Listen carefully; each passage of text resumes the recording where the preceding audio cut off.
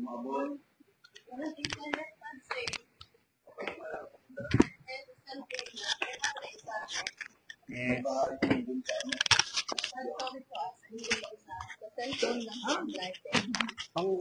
ano tayo, pang vlogger. Vlogger tayo.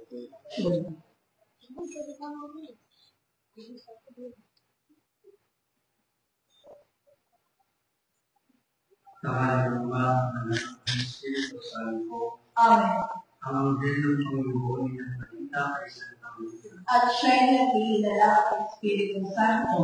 Panginoong Maria, nagpulungan ng grasya, Panginoong Diyos sa pagpasay. Bukod kang pinagpala sa babae ng lahat, pinagpala ng mga inuunan sa Jesus. Santa Maria, Ina ng Diyos, ipanalangin mo kaming makasalanan, ngayon at kung kami mamamatay. Amen. Narito ang alipin ng Panginoon. Maganap nawa sa akin ang ayon sa wika mo. Panginoong Maria, nagpulungan ng grasya, Panginoong Diyos sa sumasay.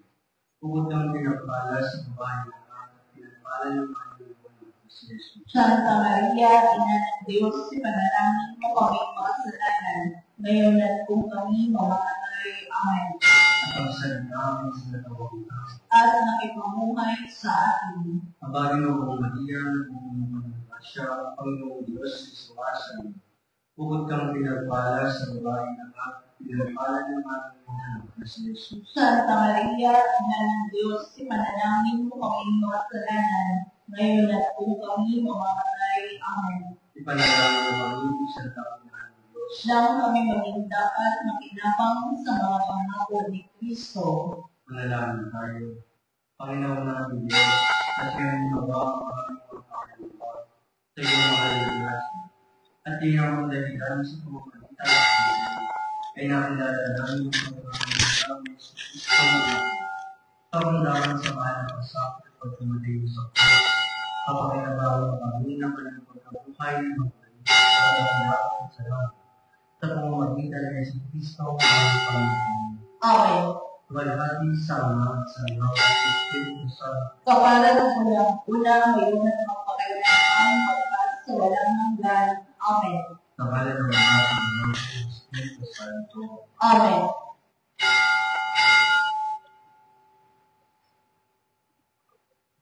At ang mamumulukos sa tigbanan na pagdilimbo ngayon ay ang ating pumuting paring panauhin, Reverend Father Benjamin Solamillo.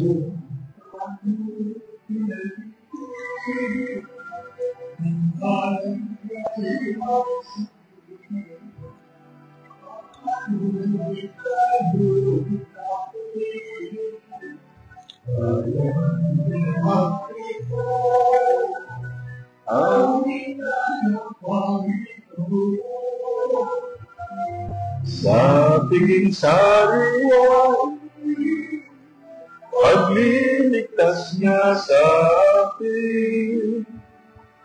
Sa tingin sariwa, pagliligtas niya sa atin.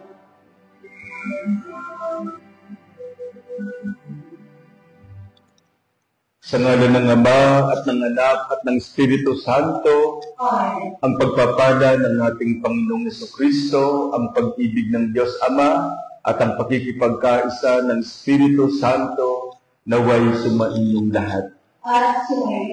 Pagpasalamat tayo sa Diyos sa araw nitong ibinigay sa atin, sa kanyang kabutihan at pagmamahal, sa lahat ng biyaya at pagpapala na kanyang kaloob. Ngayong araw po, July 11, pinagdiriwang natin, pinaparangalan natin si San Benito bilang kanyang kapistahan. Si San Benito po ay pinanganak sa Nursia, Italy, noong mga around 480 sa pamilyang Maramya. Subalit sa hindi kontento sa kanyang pag-aaral, nalikuran niya ang karamihan, nabuhay ng simple sa isang maliit na village. Itinatag niya ang kilalang Monte Cassino Monastery, kung saan ito ang naging ugat ng monasticism ng ating simbahan. Kaya siya ay tinawag na the Patriarch of the Western Monasticism. At siya ang patron ng Europa. Namatay siya ng taong 547.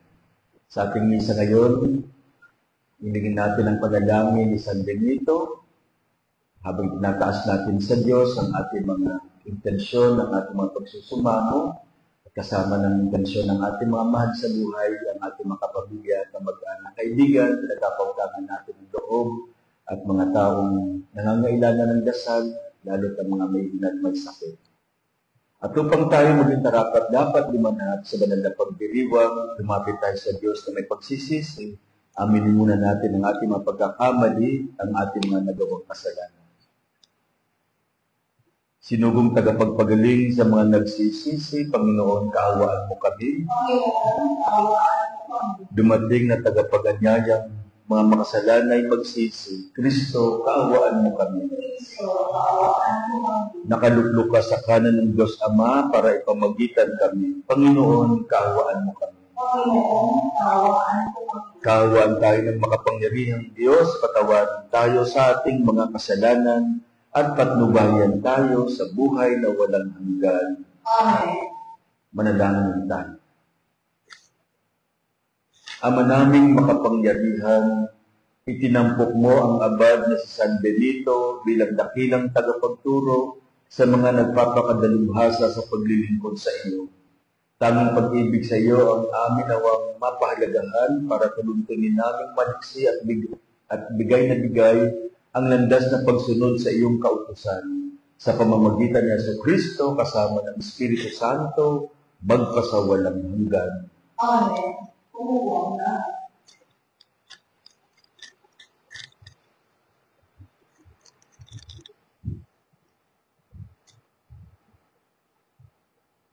Pagpasok na sa mga nagpapayos. Ikaw ang sinasabi ng Panginoon. Nang bata pa ang sakit, kaya aking nalalang parang tunay na at nilabas kita. Ngunit naman sa'yo na tao ko, kaya naman siyang lumalik. Kaya nalaman siyang nalaman ko sa mga gusto. At alam sa mga pangawalala sa kanilang mga gusto. Ako ay nagturo kaya kami na lumaban at ilalan siya. Subalit hindi niya alam na ako na magagawa sa kanya. Pinaluwain ko sila ang pagmamalasakit at pagmamalasakit. Ang katulad mo'y isang nagpapis ng misal sa kanya. At hindi mo ako, ikaw sila yung mga ano. Nagkakalo ang loob mo at nahalip sa aking puso ang malasakit at tawa. Hindi ko nagdadama ang bigat na aking puso. Hindi ka lang din sisirain ang bigat. Sapagkat ang Diyos at Inuta, ang banal na nasa pagkaklaan at iniwanan ng ganito, ipawagos. Ang salita ng Diyos. Salamat sa Diyos sa mga tuulan ng ating mga itutuloy. Poon ang inyong litas at ang lawan ng iyong sinag sa ibulaan. Poon ang inyong litas at ang lawan ng iyong sinag. Pastor ng Israel, kami ako. Wala sa pagbubuhay mga tuloy, kami ay ito. Katagay ng lakas, hindi ay litas, at ulusin sa ito. Poon ang iyong litas at ang lawan ng iyong sinag. Ikay na naman, o Diyos sa lahat, para mas nalang kami mula sa taas. At ako ng ibaling hindi pagkakaroon at ibaligtas. Namapit na sana kung ang iwas at nilimo ay ibaligtas. Yaw kong ibaling at ibaligtas. Oo, kami yung iligtas at nanawan ng iyong sina tuyo namin.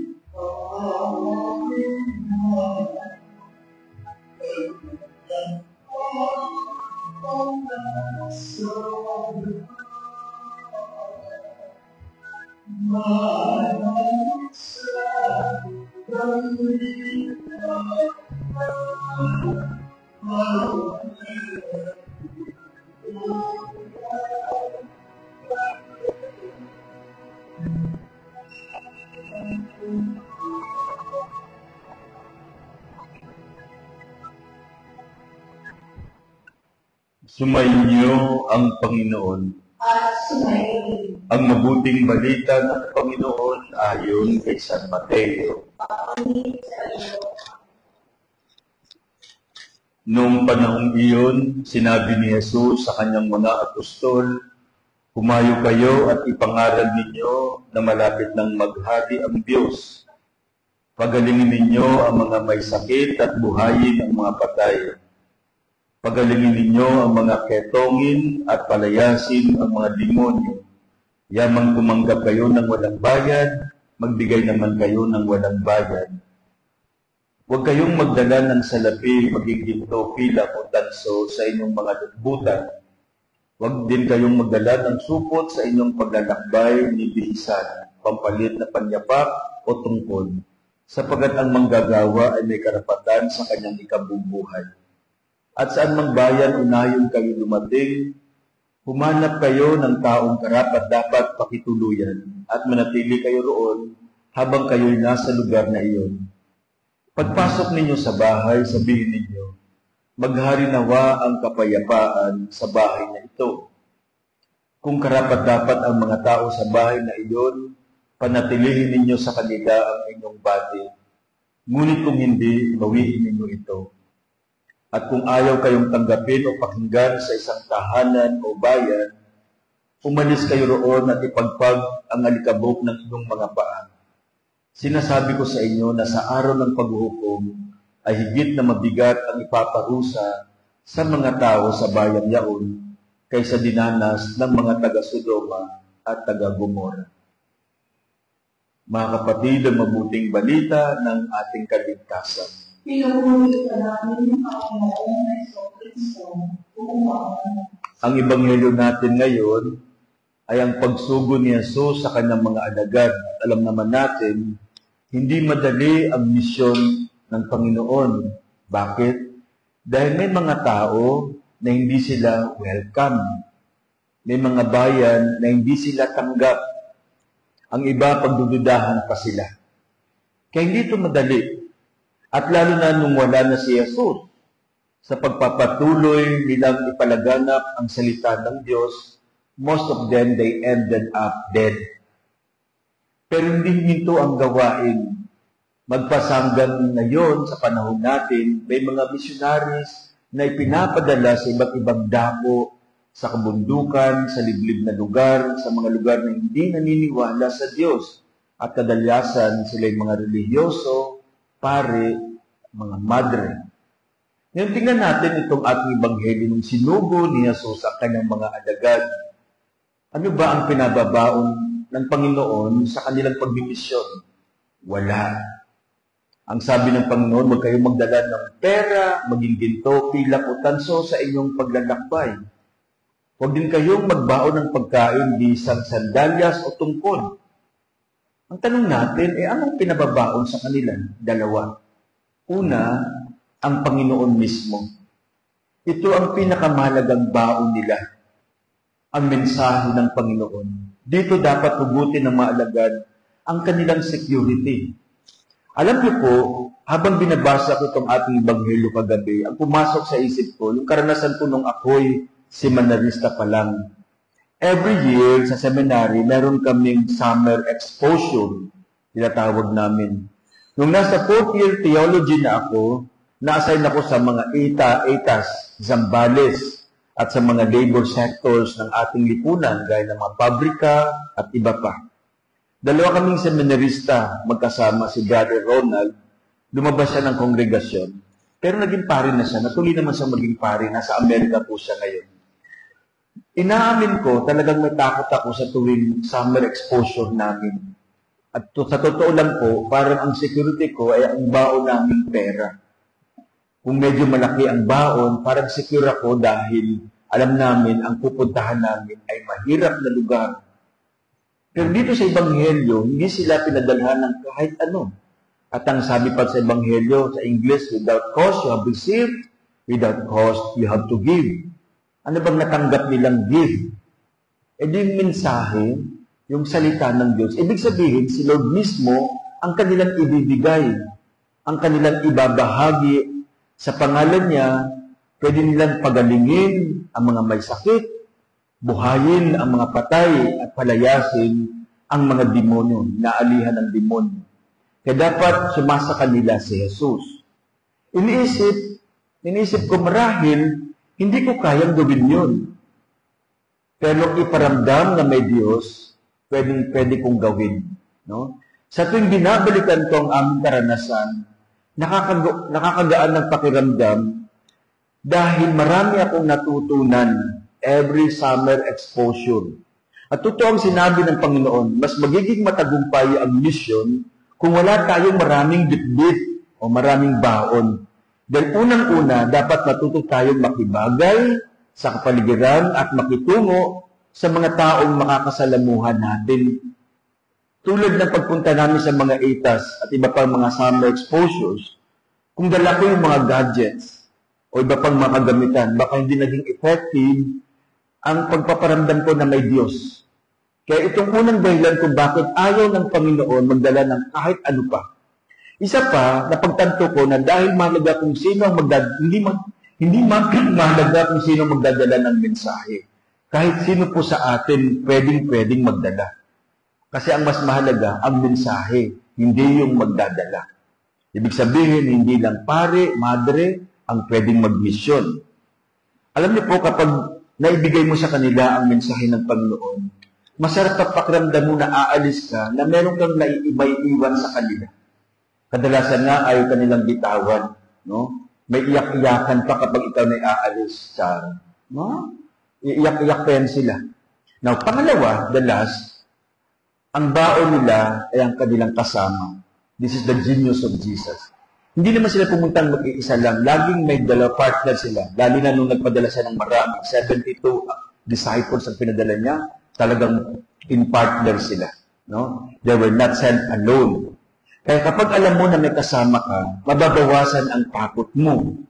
Nung wala pang sasakyan, wala pa man silang mga tulad natin ngayon na sasakyan, they just walk.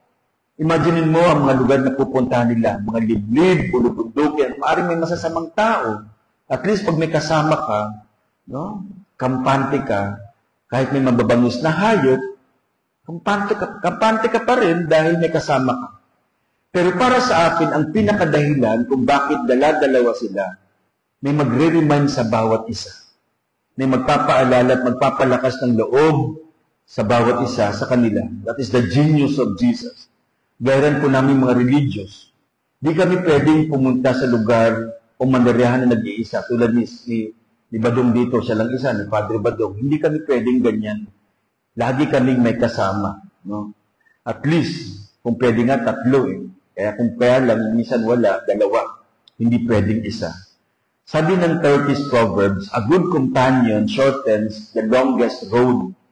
Kahit malayong pupuntahan mo, pag may kasama ka, hindi ka maiinip. Gusto kong gawing halimbawa sina St. Paul and St. Barnabas. Alam niyo po, talagang mag-partner silang dalawa nung umpisa pa lang. No? Naghiwalay lang sila dahil sa kanilang pagtatalo. Nagkaroon sila ng disagreement dahil kay Mark. Dahil minsan, kasama nila si Mark, umalis nang hindi nagpaalam. Iniwan silang dalawa. Kaya nung sila aalis na muli, gustong bigyan ni Barnabas ng pagkakataon si Mark. Pero ayaw na ni Paul. No? Kaya nag-split yung dalawa. Nagkaroon sila ng disagreement. Kaya ang maganda sa sinabi ni Emeritus Pope Benedict XVI, dito, ang sabi niya, pagtatalo ng dalawa, very comforting daw, dahil parang tayo rin. No? We see that the saints are people like us who have struggles and problems. Ang kabanalan ay hindi ibig sabihin na wala kang kasalanan. Wala kang kahinaan. Ang kabanalan ang magdadala, magtutulak sa atin ng pagbabago, sa pagpapatawad, sa pagbabalik loob. Ang hamon sa atin, sana makatulong tayo sa paraan kung paano tayo tinawag ngayon. Isinusugo pa rin tayo ng Panginoon. Kami bilang pare ay dapat mangaral at maging saksi ng Panginoon. Kayo bilang mga laiko ay tinatawag din sa kabutihang kabanalan ng pamumuhay bilang manggagawa, guro, tagapagturo, empleyado, namamasukan, o may sariling ikinabubuhay. Namumuno sa lipunan, posisyon na pagiging pinunong lingkod, at kahit simpleng may bahay, kayo, no, bilang abala sa pag-aaruga sa inyong pamilya. Iba-iba ang ating magawain, ngunit iisa ang pagkawag. Lahat tayo ay isinugo ng Diyos, magpahayag na kanyang paghahari, lahat tayo ay tagapagdala ng kanyang mabuting balita. Kaya kahit sino man ang ating mas masalamuha, sana tumugon tayo, dalhin natin sila sa Diyos, ipakilala natin sila sa paghahari ng Diyos. Amen?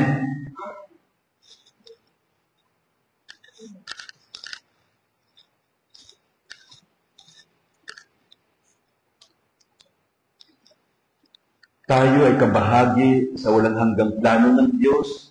Pinili ni Kristo ang bawat isa sa atin sa dahilan tanging siya lamang ang nakababatid. Itaas natin ang ating panalangin sa Diyos na at siyang nangangalaga sa atin. Sa bawat panalangin ng ating itutugon, mapagbigay na Diyos, pakinggan mo kami. Mapagbigay na Diyos, pakinggan mo kami.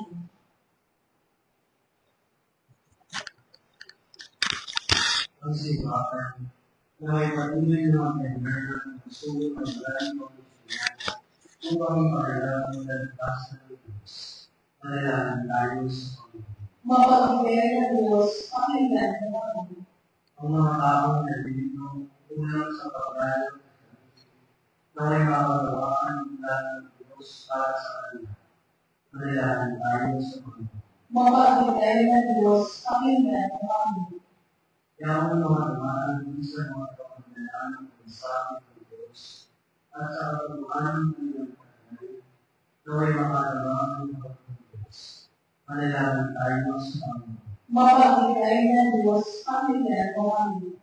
Kaya ang may malamang karagdagan na may tanggapin ng Diyos ang sa proyekto ng pagpapagaling at pagpapagasulo. Manalangin tayo sa Panginoon. Mapagbigay na Diyos, pakinggan mo kami. Ang mga labanan ng layapan, kami makatulong ng Kristo sa ulit ng buwan ng paglalatinan ng kayong paglalatan. Manalangin tayo sa Panginoon. Mapagbigay na Diyos, pakinggan mo kami. Isama natin sa ating panalangin ang mga kahilingan na ibinigay para sa ating komunidad, kahilingan, intentions, at ating mga sariling pangangailangan. Ama ng aming Panginoong Jesucristo, inampun mo kami bilang iyong mga anak. Tulungan mo kaming pahalagahan ang maraming biyayang ito habang itinataas namin sa iyo ang aming panalangin sa pamamagitan ni Kristong aming Panginoon. Amen. Tumuko ang daan.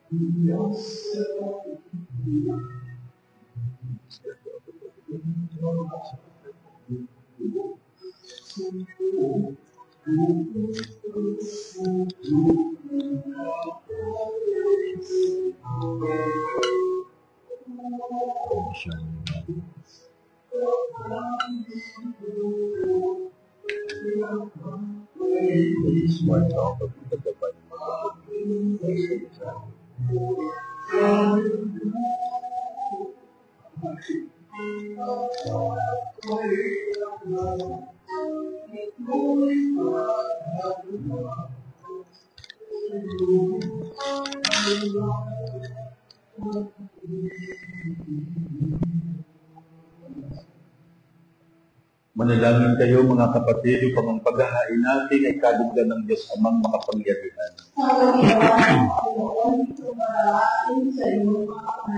Sa kawalan na at mananayan sa aking kapatid at sa loob sa kailangan.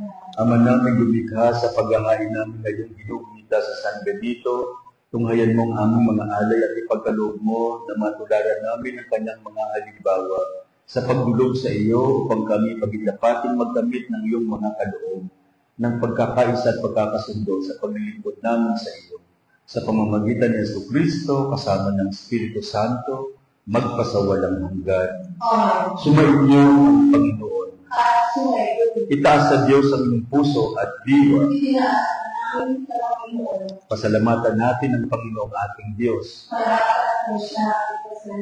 Ama naming makapangyarihan, tunay ng marapat na ikaw ay aming pasalamatan. Ang pagpaparangal sa iyong kabutihan ay lagi mong ipinaalingaw-ngaw sa iyong sambayanan sa pagkakaroon ng mga kaanib na maasahan at tapat tulad mo sa pananagutan upang magbunga ang kunyagi ng iyong anak na sa iyong pag-ibig kami makatulad. Ang mga banal na tao ay tumutulong sa lahat sa pagbibigay halimbawa at pananadaming wagas. Kaya kaysa ng mga anghel na nagsisiawit ng papuri sa iyo nang walang humpay sa kalangitan, kami nagbubunyi sa iyong kadakilaan.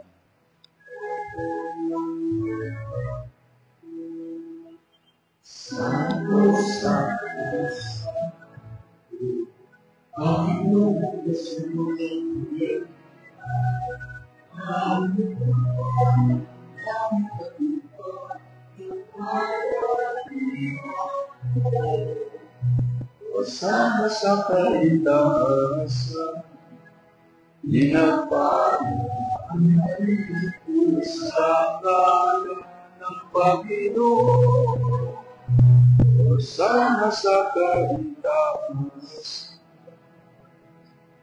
Ama naming banal, ikaw ang bukal ng kabanalan, kaya't sa pamamagitan ng iyong Espiritu, gawin mong banal ang mga kaloob na ito, upang para sa amin maging katawan at dugo ng aming Panginoong Jesucristo.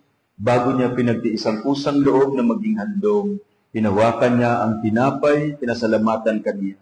Pinaghati-hati niya iyon, iniabot sa kanyang mga alagad at sinabi, tanggapin ninyong lahat ito at kanin ito ang aking katawan na ihahandog para sa inyo.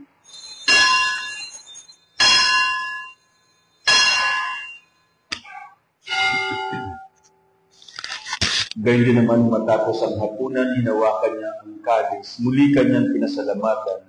Iniabot niya ang kalis sa kanyang mga alagad at sinabi, tanggapin ninyong lahat ito at inumin ito ang kalis ng aking dugo ng bago at walang hanggang tipan. Ang aking dugo na ibuhos para sa inyo at para sa lahat sa ikapagpapatawad ng mga kasalanan. Gawin niyo ito sa pag-alaala sa akin.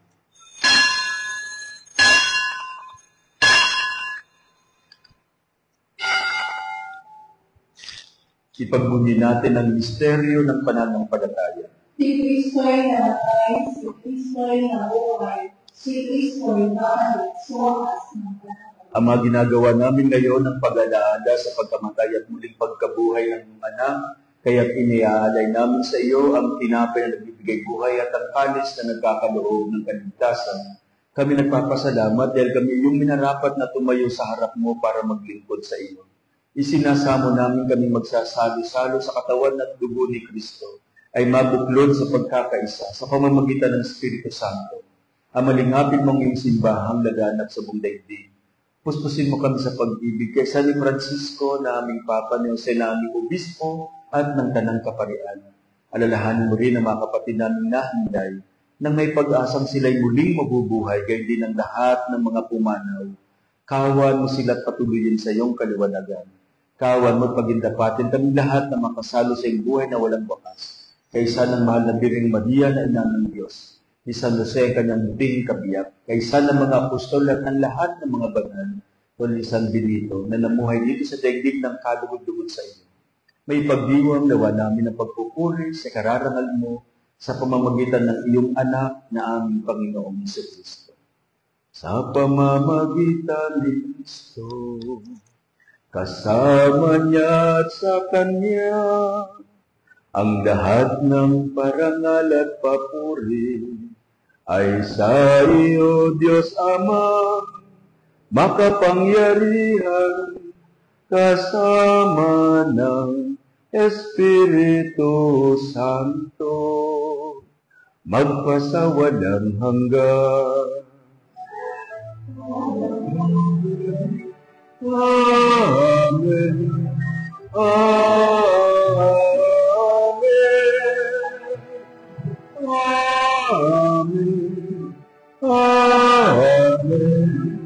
Amen.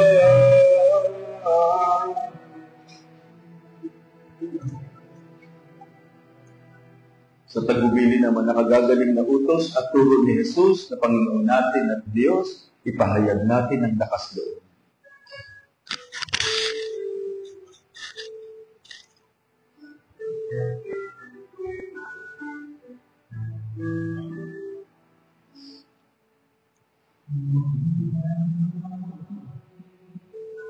Tumasa langit ka, sambahin ang ngalan mo, mapasa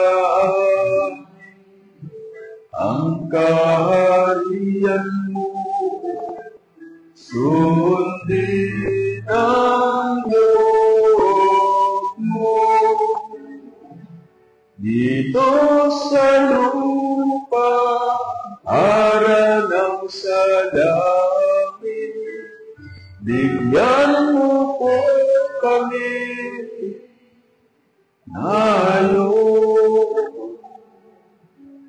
ng aming kakanin sa araw-araw pa. Tawarin mo kami sa aming mga sala, para ng pagpapatawad namin sa nagkakasala sa amin. At huwag mo kami pahintulot sa tukso, at iyan-iya mo kami sa lahat ng masama. Hinihiling namin kami adya sa lahat ng masama, pagkalooban ng kapayapaan araw-araw, iligtas sa kasalanan at ilayo sa lahat ng kapahamakan, samantalang aming pinananabikan ng dakilang araw ng pagpapahayag ng tagapagligtas naming si Jesucristo. Sa pagkakas iwang nalatian at ang pagkakiyarihan at ang kapulihan ng Panginoon Jesucristo, sinabi mo sa mga apostol, kapayapaan ang iniiwan ko sa inyo, ang aking kapayapaan ang ibinibigay ko sa inyo. Kung ngayon ang aming pananampalataya, bagang aming pagkakasala, pagkalooban mo kami ng pagkakaisa at kapayapaan, ayon sa iyong kalooban, kasama ng Espiritu Santo, pagpasawalang hanggan. Amen. Ang kapayapaan ng Panginoon ay laging sumainyo. At sumainyo. Magbigayan kayo ng kapayapaan sa isa't isa. Peace.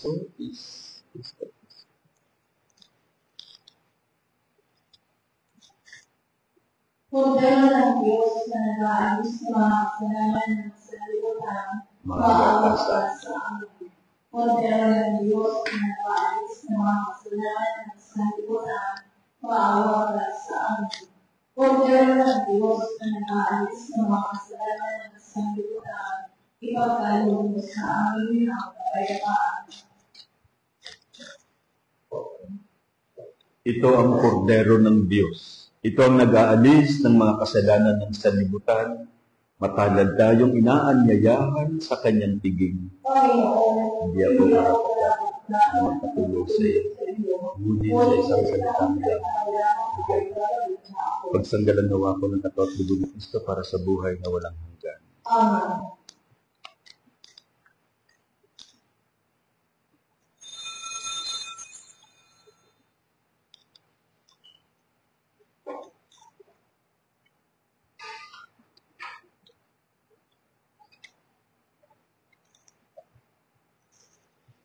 Katawan ni Kristo.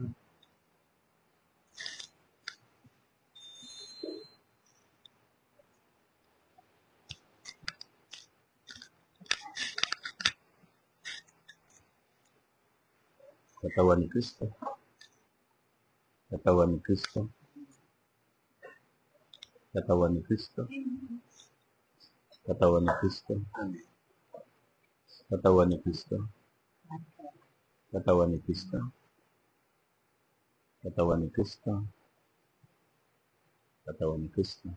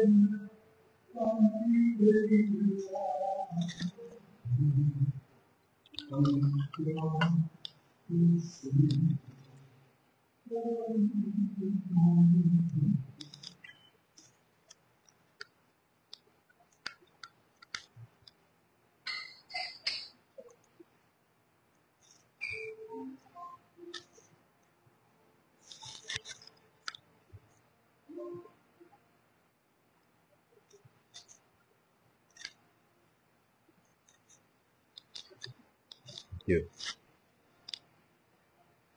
Manalangin tayo.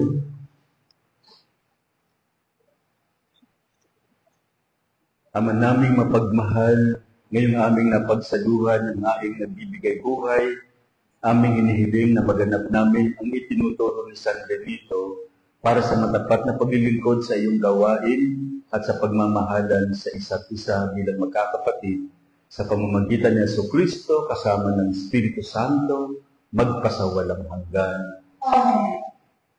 Maraming salamat po sa lahat ng narito at nakiisa sa ating banal na misa, maagang gumising kahit medyo maulan, narito kayo. At sa mga naghanda at nag-serve para sa ating misa ngayong umaga, sa inyo rin po maraming salamat. Sumainyo ang Panginoon at pagpalain kayo ng makapangyarihang Diyos Ama, Anak at Espiritu Santo. Amen. At tapos ng banal na misa, taglayin mo sa pag-alis at pag-ibig at kapayapaan ni Kristo.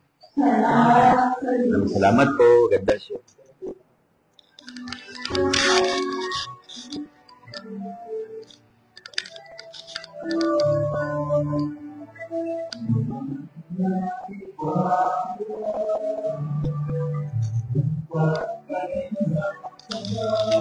Thank you. Thank you.